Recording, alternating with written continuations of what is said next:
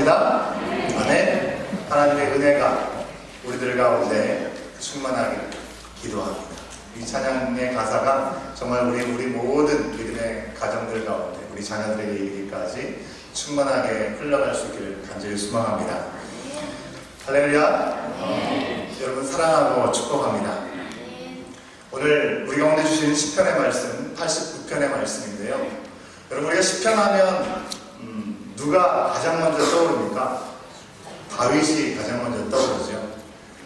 다윗이 떠오를 만큼 다윗은 너무나 많은 시편의 주옥 같은 시를 우리 가운데 소개해주고 있습니다. 하지만 오늘 우리가 읽었던 시편 89편의 이 시는 다윗의 시편이 아니고 에단의 시라고 기록되어 있습니다.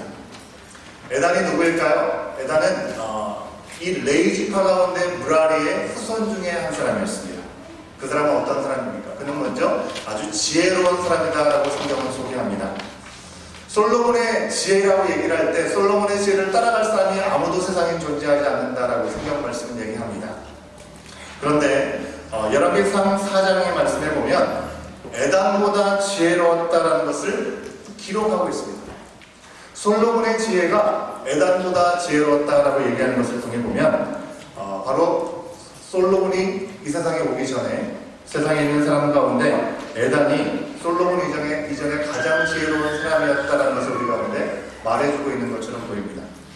가장 지혜로운 사람.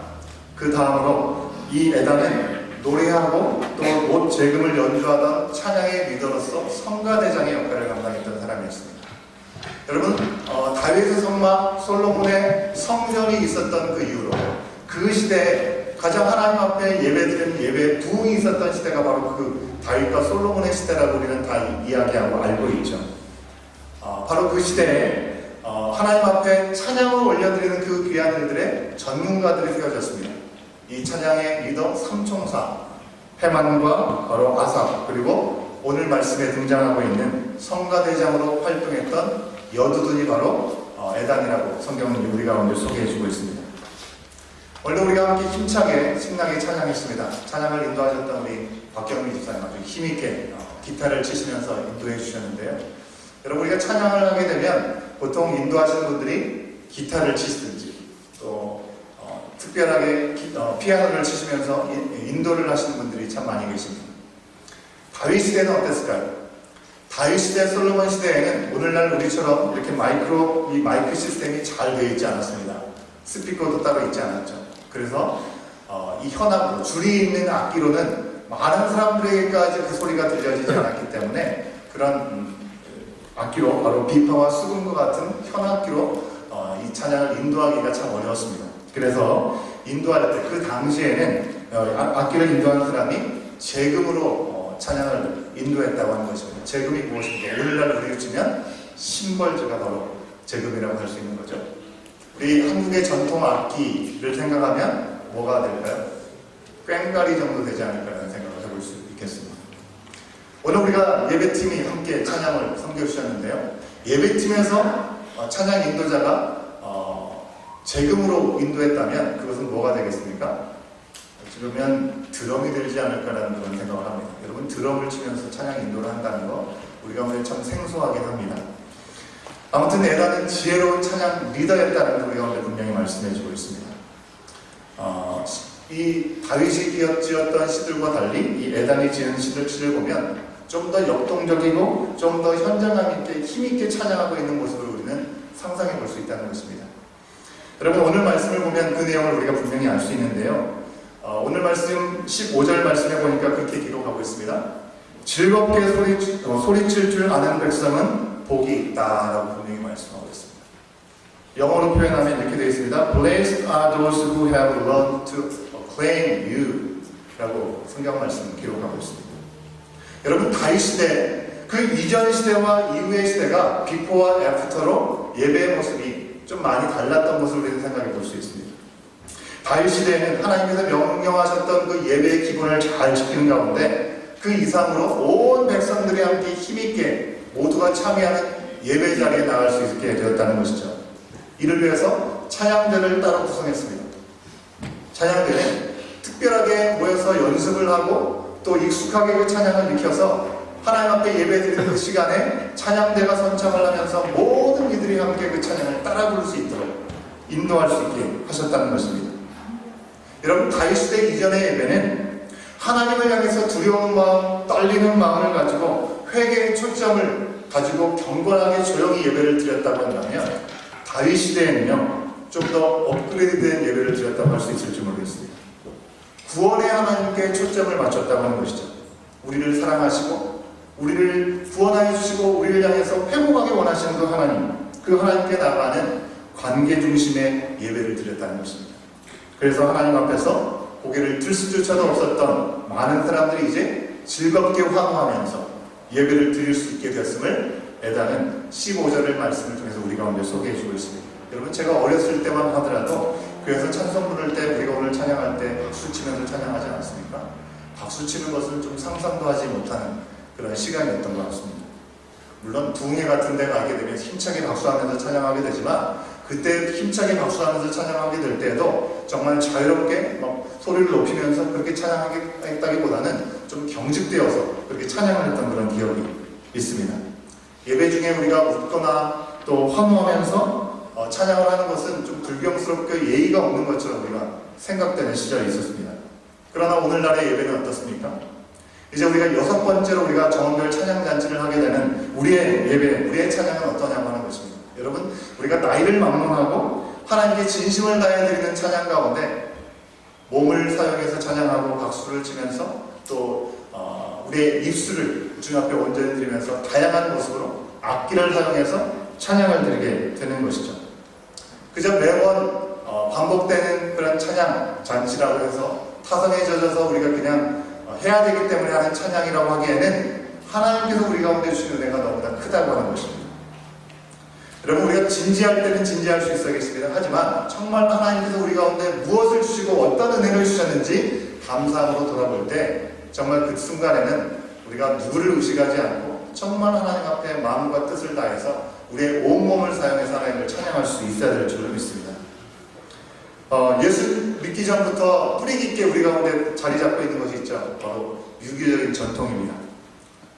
성경 말씀 우리가 가만히 들여다보면 하나님께 즐거이 소리칠 줄 아는 것, 그것이 정말 복되는 것이고 행복한 것이다 라고 오늘 시편 기자는 우리 가운데 말씀해주고 있습니다. 왜 그렇습니까? 죄를 깨닫게 하시지만 그 죄로 인해서 우리가 정죄받은 자리에 머물러 있기를 하나님 원하시지 않기 때문에 그렇죠. 우리가 자유함을 얻었기 때문에 구원의 복을 받은 사람들처럼 힘있게 기쁨으로 주님을 향해 나갈 수 있기를 주님은 원하신다고 하는 것입니다. 오늘 제가 우리 초등학교 1학년 아이들에게 좀 선물을 하나 이 시간 주면 참 좋겠다는 생각을 가지고 올라왔는데요. 우리 1학년이 이번에 우리 유아유치부에서 올라온 애들 4명입니다. 다 여기 있나요? 밖에 나갔나요? 하준이가 아까 여기 있었는데 지금 여기 없죠, 그죠? 지안이는 있나요? 지안이는 어디 있나요? 지안이도 안 보이고요. 이안이도 오늘은 안 온 것 같습니다, 그죠? 민기는 맞나요? 정렬입니다. 제가 특별하게 우리 선생님께 요청해가지고 이 사탕을 준비하는데 좀 아쉽습니다.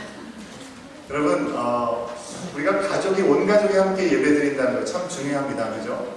아이들이 예배에 집중하지 못하기 때문에 어른들과 함께 예배 드리는 것이 어렵다라고 생각하는 분들도 있지만, 이런 시간을 통해서 우리가 한 가족으로 몸된 지체로 함께 예배 드리는 것이 얼마나 중요한지를 함께 또 돌아볼 수 있는 시간이 되지 않나 그런 생각을 합니다.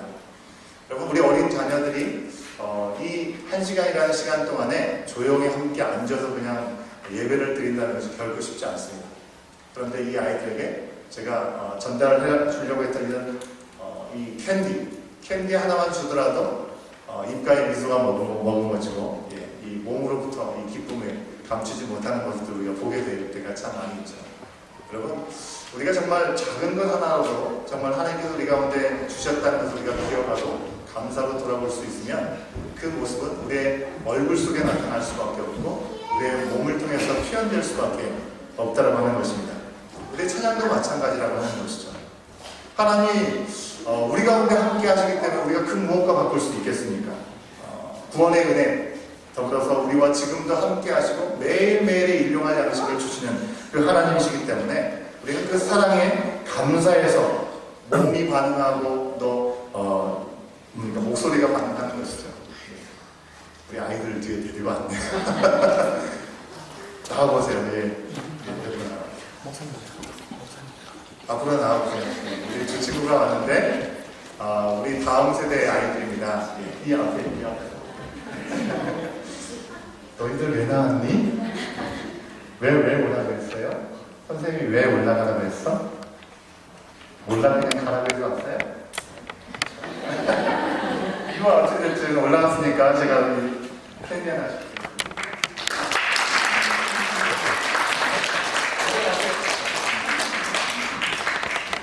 뭐 더 필요해? 뭔가 모자란 것 같습니다. 그게 다음 세대 아이들입니다. 우리 자녀들 정말 믿음 안에서 잘 살아갈 수 있도록 여러분 기대해 주시면 감사하겠습니다.